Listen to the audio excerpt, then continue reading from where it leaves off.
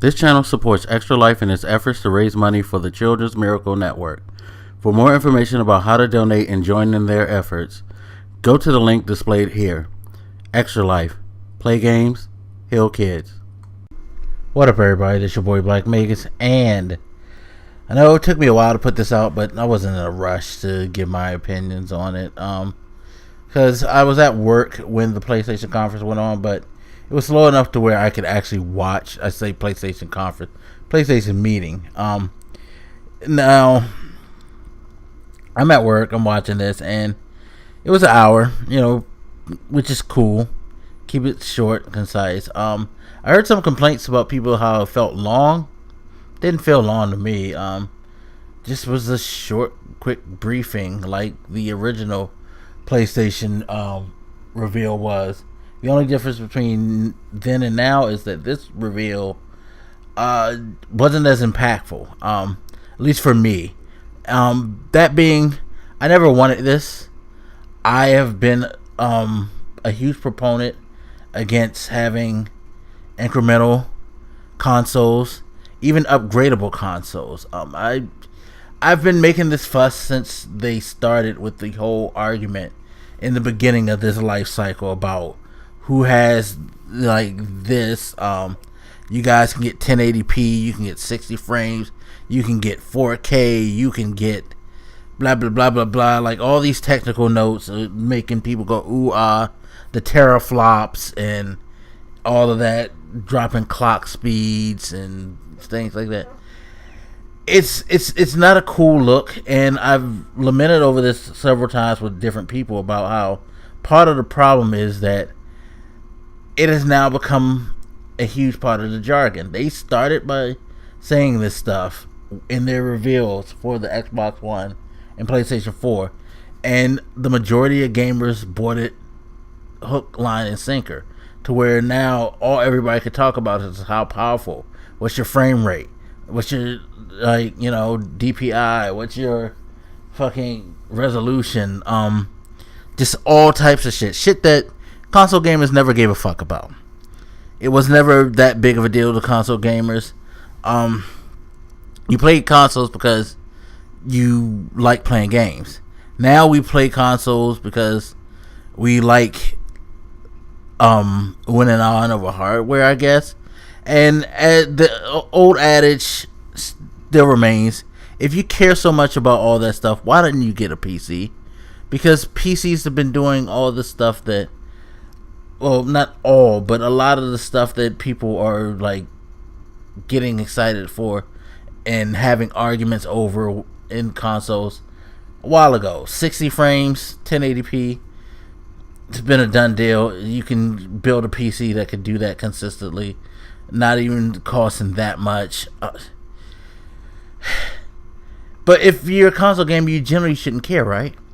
Well, now I guess we're supposed to start caring even more, because we have the Xbox Scorpio, or Scorpion, whatever that's going to be called when it's dropped, coming, which Microsoft wowed the crowd with how many teraflops and all of that.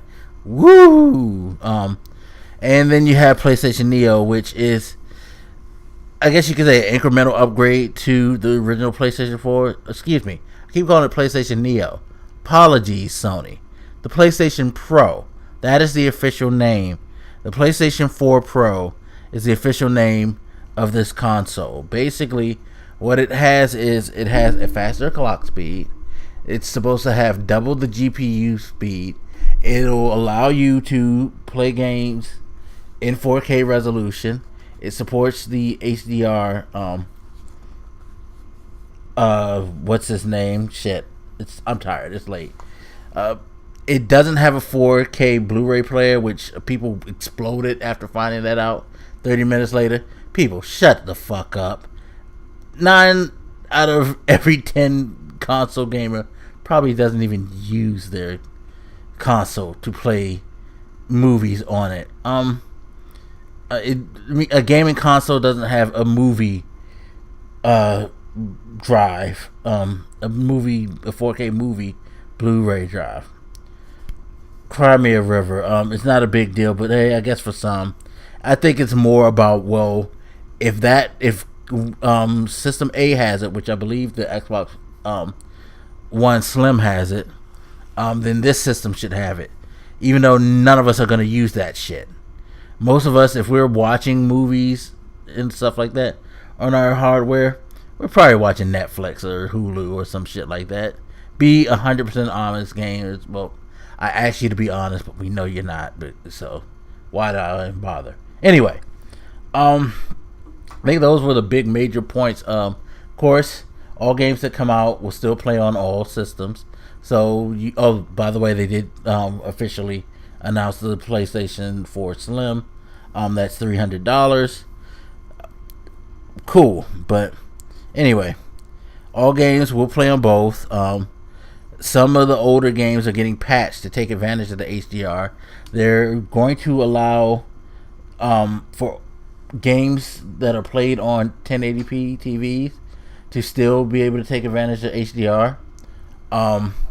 What it will do is it's supposed to read what type of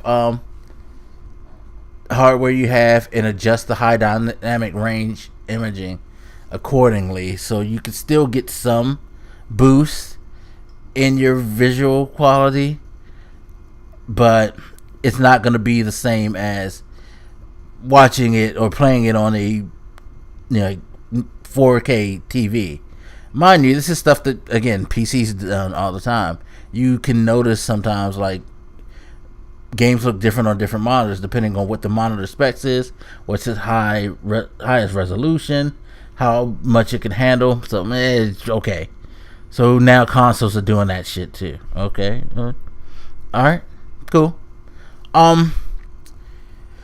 That's pretty much just about it. I'm pretty sure that I'm missing some key things, like, if you do have Netflix and Hulu, things like that, if these programs are supporting 4K resolution, you'll be able to watch Netflix, YouTube, things like that in a 4K resolution.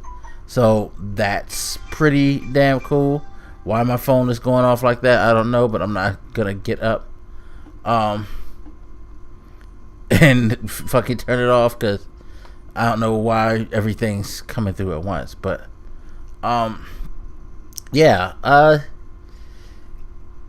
it's cool. Oh, by the way, the HDR, did I say the HDR is going to be on? Yeah, I did say HDR. It's going to be on all consoles. They're sending the firmware next week to update the original PS4s so that they could take advantage of HDR right now. Okay. So I guess that's an advantage, that if you own an original PlayStation, you're still kind of up to date. Whereas if you own an original Xbox One, you gotta get the Xbox Slim to take advantage of that. Yay. If I don't sound that enthused, people, it's because I'm really not. They didn't have to do this. Still don't think it should have been done. It is a good price. You get a terabyte hard drive, the system with all the features, for $400. Not bad, Sony. Not bad. I don't know. I just really am not looking forward to this now. Because this is going to be the future of gaming. You're going to have to play it like your cell phones and decide what year, possibly. Well, maybe you're not, because this is the thing about what Sony's doing. Sony has left a lot of wiggle room for themselves, whereas Microsoft has pretty much stamped it and already kind of officially abandoned the current generation. It's kind of like with Xbox and Xbox 360. Xbox did well, but it ultimately still couldn't compete with the PS2, even though the PS2 was later in this life cycle.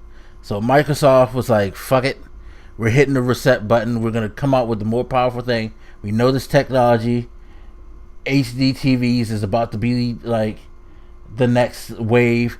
We're going to take that leap, jump now as fast as possible, put out this super powerful system in comparison to our competition, and then let them play catch up. This is what they're doing with the Scorpion. They're trying to make this like really high-end gaming console. I still say it's gonna cost you guys at least $600, but we'll see. Maybe they can work some manufacturing magic. But still, they're gonna try to put out this thing. They're basically doing what they did last night. If they can't beat you in like head to head, they're gonna try to jump ahead. They're gonna cut through, and take a shortcut and get ahead of you. And hopefully you won't catch up in time. That's what they did with Sony. I don't know if Sony's that worried at this moment, because they've got so many units out there. This will satiate some of the needs that people have, or should I say some of the wants that they have, in the whole, I have to have this, that, and then the third, tech-wise, performance-wise, in order for me to enjoy a game. Not that I need you to make a good game that has good mechanics, a good story, good gameplay, and I enjoy. No. You have to have all of these bullet point things. You have to have the 1080p. You have to have the 60 frames per second. You have to be able to go into 4K. All of this stuff in order for me to enjoy a game.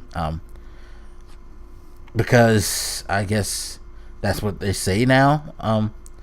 But again, if that's how you feel, you would have gotten a PC a long time ago. So, who is this for? This is for all you guys who want to play fanboy and have these wars between consoles. It's for all you YouTube enthusiasts who hear what your favorite YouTuber says and jump on board with the bandwagon. It's not for me, someone who is satisfied with their purchase. I'm sure there's a lot of Xbox One fans who probably would feel the same. Come next year, it was like, yeah, I'm happy if all my games are going to be able to be played on here, then why?